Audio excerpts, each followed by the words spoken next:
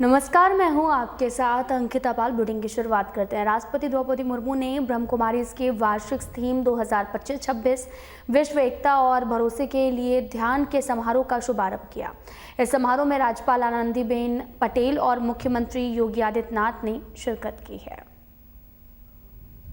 आज ब्रह्मा कुमारीज के विश्व एकता और विश्वास के लिए राजयोग के वार्षिक अभियान के शुभारंभ के अवसर पर आप सबके बीच उपस्थित होकर मुझे प्रसन्नता हो रही है। भारत की प्राचीन सभ्यता और संस्कृति ने सदैव विश्व को वसुधैव कुटुंबकम का संदेश दिया है, अर्थात संपूर्ण विश्व हमारा परिवार है।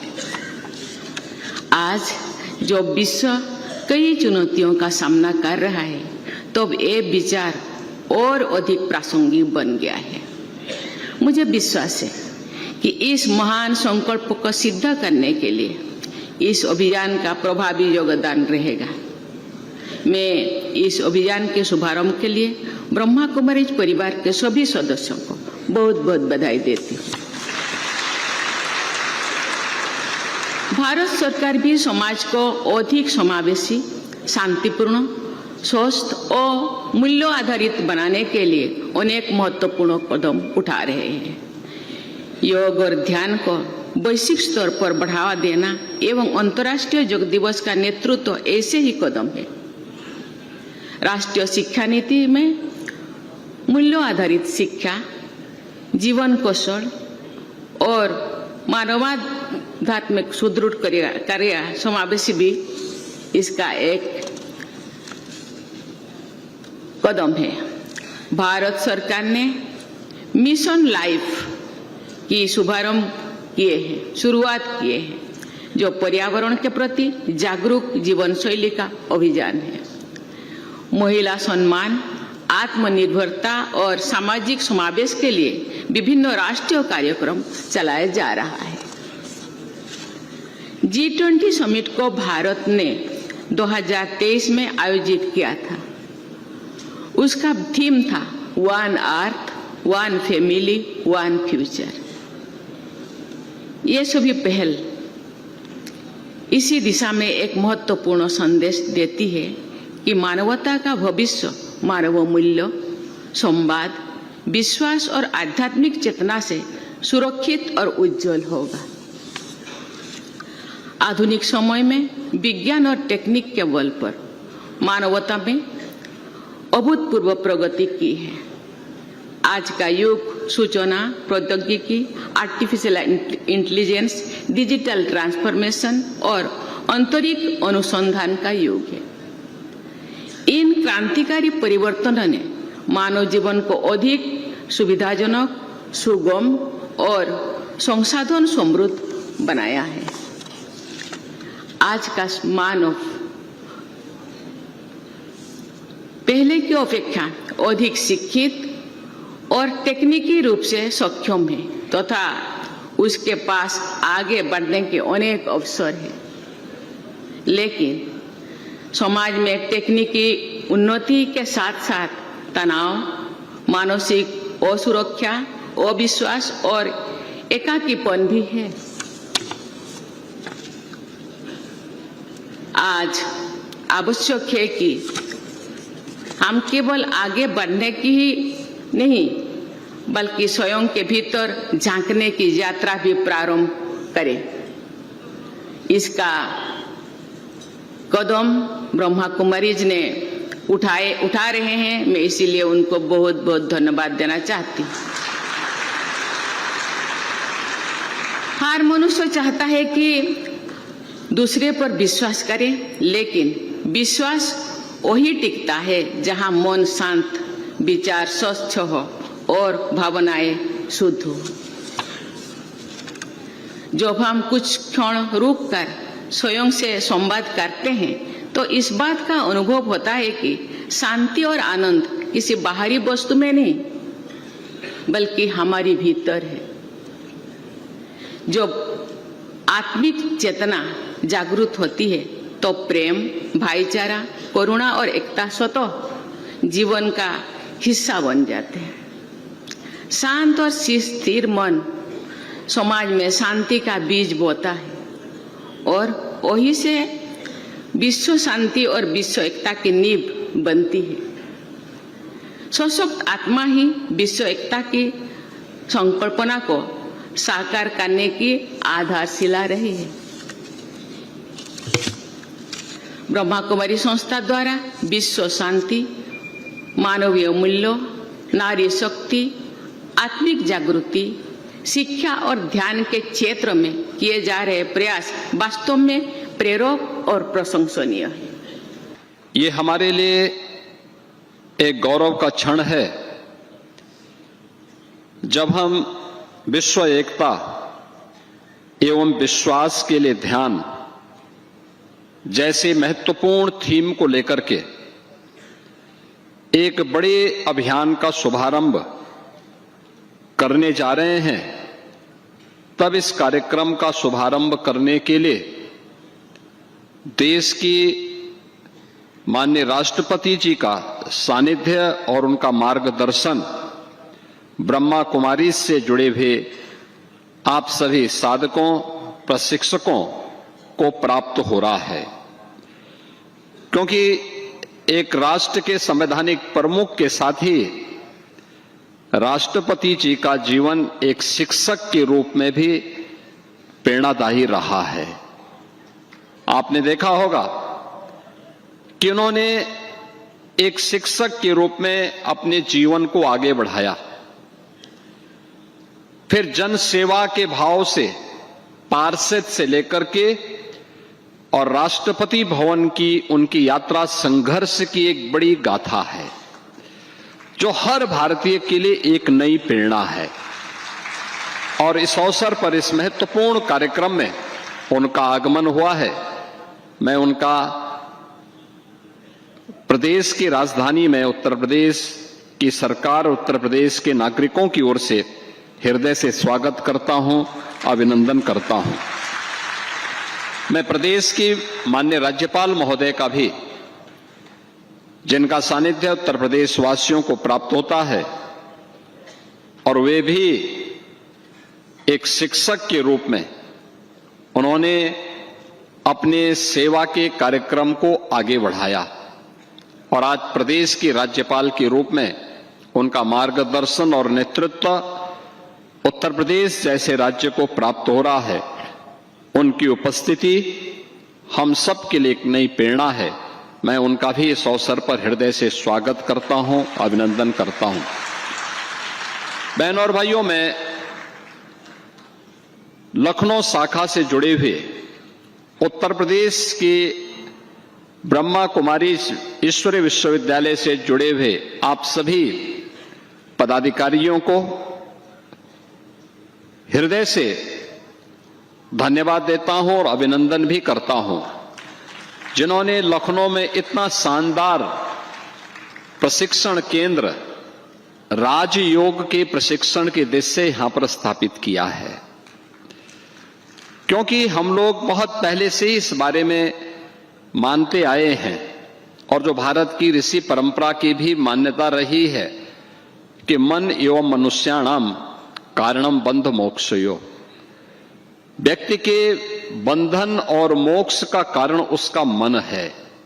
और सदगुरु रविदास जी महाराज ने भी कहा कि मन चंगा तो कठौती में गंगा, यानी मन की बहिर्मुखी वृत्ति को अंतर्मुखी जो व्यक्ति कर लेगा वह न केवल आत्मिक संतुष्टि का लाभ प्राप्त कर सकता है बल्कि विश्व कल्याण का मार्ग भी वही प्रशस्त कर सकता है। आज दुनिया में जो भी आतंकवाद है, उपद्रव है, अराजकता है, इसके पीछे मन की चंचल वृत्तियां, आज जहां भी हमें अराजकता देखने को मिलती है उसके पीछे वह वृत्तियां हैं जो बहिर्मुखी वृत्ति है, जो उसे नकारात्मकता की तरफ लेके जाती है। एक पक्ष है जीवन का जो सकारात्मक पक्ष की ओर उसे ले जाता है, अच्छे कार्य करने की प्रेरणा देता है। और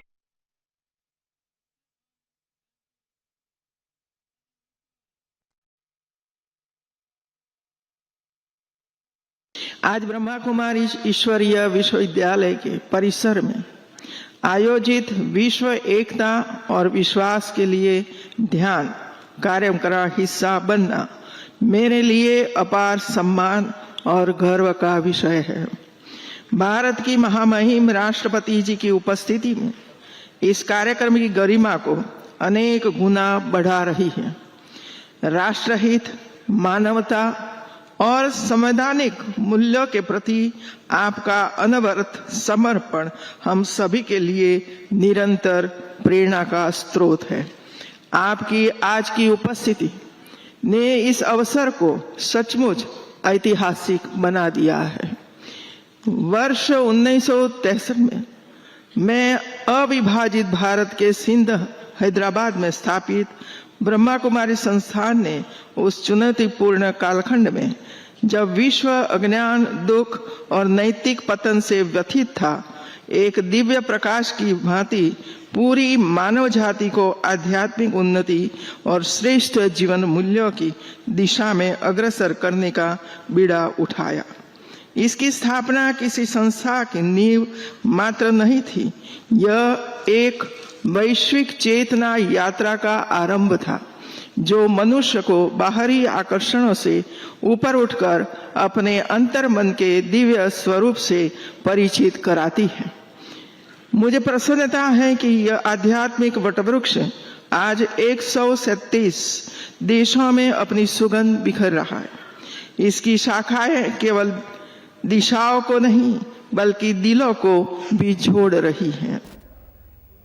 प्रधानमंत्री नरेंद्र मोदी कर्नाटक के उडुपी में श्री कृष्ण मठ में लक्ष्य कंठ गीता पारायण कार्यक्रम में शामिल हुए, जहां उन्होंने कार्यक्रम को संबोधित किया। इस दौरान उन्होंने क्या कहा, आपको सुनाते हैं। जय श्री कृष्ण। भगवान श्री कृष्ण के दिव्य दर्शनों की संतुष्टि, श्रीमद् भगवद गीता के मंत्रों की ये आध्यात्मिक अनुभूति और इतने सारे पूज्य संतों, गुरुओं की ये उपस्थिति मेरे लिए परम सौभाग्य है। मेरे लिए ये असंख्य पुण्यों को प्राप्त करने जैसा है और जो मुझे सम्मान दिया गया, मेरे लिए जो भाव प्रकट किए गए, शायद मुझे इतने आशीर्वाद मिले कि मेरे लिए जो कहा जाता है मैं उससे योग्य बनूं और ज्यादा काम करूं और मुझसे जो अपेक्षाएं हैं उसे मैं पूर्ण करूं।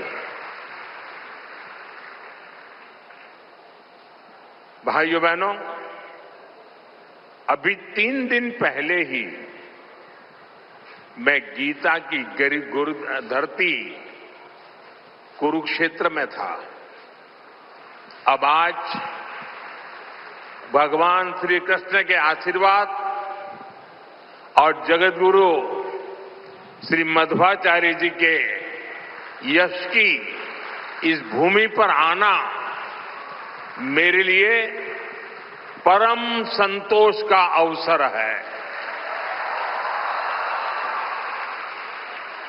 आज के इस अवसर पर जब 1 लाख लोगों ने एक साथ भगवद गीता के श्लोक पढ़े तो पूरे विश्व के लोगों ने भारत की सहस्त्र वर्षों की दिव्यता का साक्षात दर्शन भी किया है। इस कार्यक्रम में हमें आशीर्वाद देने के लिए पधारे हुए श्री श्री सुगुणेन्द्र तीर्थ स्वामी जी, श्री श्री सुशींद्र तीर्थ स्वामी जी, कर्नाटका के गवर्नर थावरचंद गहलोत जी, केंद्रीय मंत्रिमंडल के मेरे सहयोगीगण, राज्य सरकार के मंत्री, सांसद, विधायक, उडुपी के अष्टमठों के सभी अनुयायी उपस्थित अन्य संतगण, देवी और सज्जनों, कर्नाटका की इस भूमि पर यहां के स्नेही जनों के बीच आना मेरे लिए सदा ही एक अलग अनुभूति होती है। और उडुपी की धरती पर आना तो हमेशा अद्भुत होता है।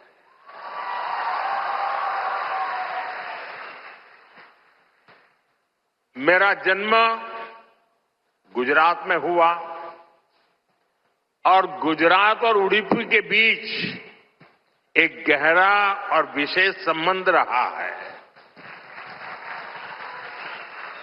मान्यता है कि यहां स्थापित भगवान श्री कृष्ण के विग्रह की पूजा पहले द्वारका में माता रुक्मिणी करती थी। बाद में जगत गुरु श्री मध्वाचार्य जी ने इस प्रतिमा को यहां प्रस्थापित किया। और आप तो जानते हैं, अभी पिछले ही वर्ष मैं समुद्र के भीतर श्री द्वारका जी का दर्शन करने गया था, वहां से भी आशीर्वाद ले आया। आप खुद समझ सकते हैं कि मुझे इस प्रतिमा के दर्शन करके क्या अनुभूति हुई होगी। इस दर्शन ने मुझे एक आत्मीय आध्यात्मिक आनंद दिया है। साथियों, उडुपी आना मेरे लिए एक और वजह से विशेष होता है। उडुपी जनसंघ और भारतीय जनता पार्टी के सुशासन की, मॉडल की कर्मभूमि रही है। 1968 में उडुपी के लोगों ने जनसंघ के हमारे वीएस आचार्य जी को यहां की नगरपालिका परिषद में विजयी बनाया था। और इसके साथ ही उडुपी ने एक नए गवर्नेंस मॉडल की नींव भी रखी थी। आज हम स्वच्छता के जिस अभियान को राष्ट्रीय रूप देख रहे हैं, उसे उडुपी ने 5 दशक पहले अपनाया था। जल आपूर्ति और ड्रेनेज सिस्टम का एक नया मॉडल देना हो, उडुपी ने ही 70 के दशक में इन कार्यक्रमों की शुरुआत की थी। आज ये अभियान देश के राष्ट्रीय विकास का राष्ट्रीय प्राथमिकता का हिस्सा बनकर हमारा मार्गदर्शन कर रहा है। साथियों, रामचरितमानस में लिखा है, कलिजुग केवल हरिगुण गाहा, गावत नर पावही भवथाहा। अर्थात कलयुग में केवल भगवत नाम और लीला का कीर्तन ही परम साधन है। उसके गायन कीर्तन से भव सागर से मुक्ति हो जाती है। हमारे समाज में मंत्रों का, गीता के श्लोकों का पाठ तो शताब्दियों से हो रहा है, पर जब 1 लाख कंठ एक स्वर में इन श्लोकों का ऐसा उच्चारण करते हैं, जब इतने सारे लोग गीता जैसे पुण्य ग्रंथ का पाठ करते हैं, जब ऐसे दैवीय शब्द एक स्थान पर एक साथ गूंजते हैं, तो एक ऐसी ऊर्जा निकलती है जो हमारे मन को, हमारे मस्तिष्क को एक नया स्पंदन, एक नई शक्ति देती है।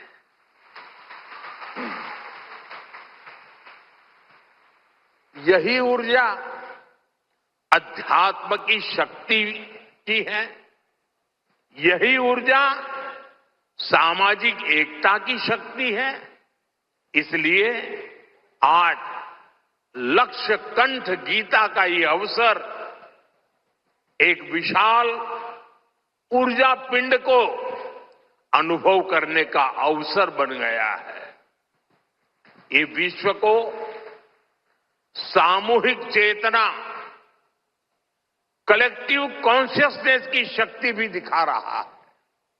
साथियों, आज के दिन विशेष रूप से मैं परम पूज्य श्री श्री सुगुणेन्द्र तीर्थ स्वामी जी को प्रणाम करता हूं।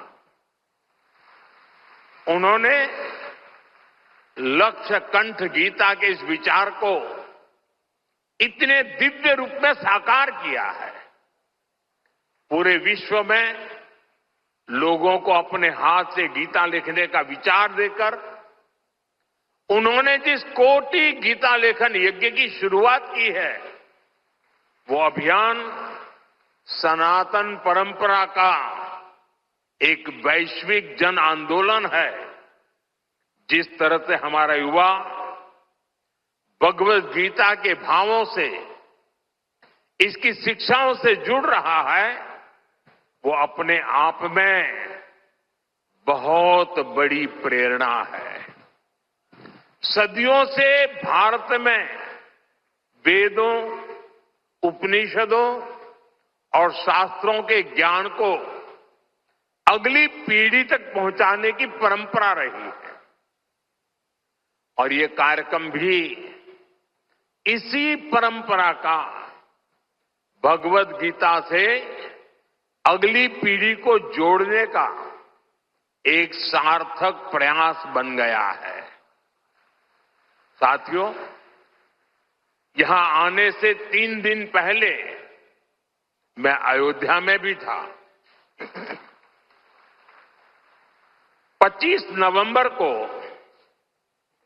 विवाह पंचमी के पावन दिन अयोध्या के राम जन्मभूमि मंदिर में धर्म ध्वजा की स्थापना हुई है। फिलहाल बुलेटिन में इतना ही। नमस्कार।